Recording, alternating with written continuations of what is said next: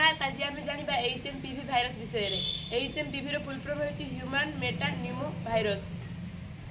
यह एक भाइरस जहाद्वारा मुख्यतः श्वासकोश रोग सृष्टि करें। यह प्रायतः काश सर्दी श्वासकोश और निमोनिया भली गंभीर रोग सृष्टि करें।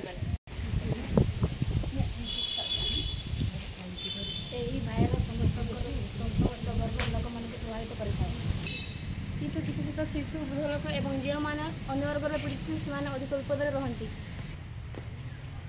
HMPV लक्षण होची नंबर पॉइंट रे साधारण सर्दी और काश। 2 रे लक्षण होची ज्वर। 3 रे गला उठा।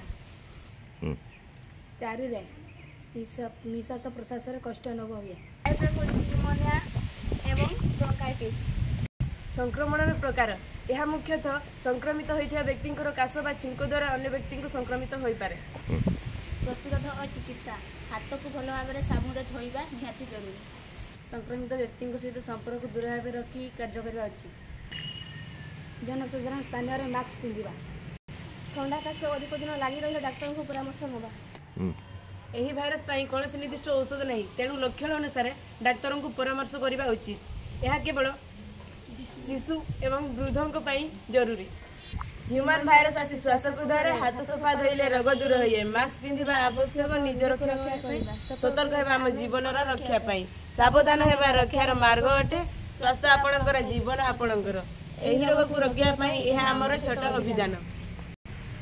श्वासकोश को रक्षा कर, ह्यूमन भाइरस को दूर कर। मास्क पिंधा आदत कर, श्वासकोश को सुरक्षा कर। सफा जीवन रहा हपा काशिले मुह ढांक सामाजिकता दूरता रख।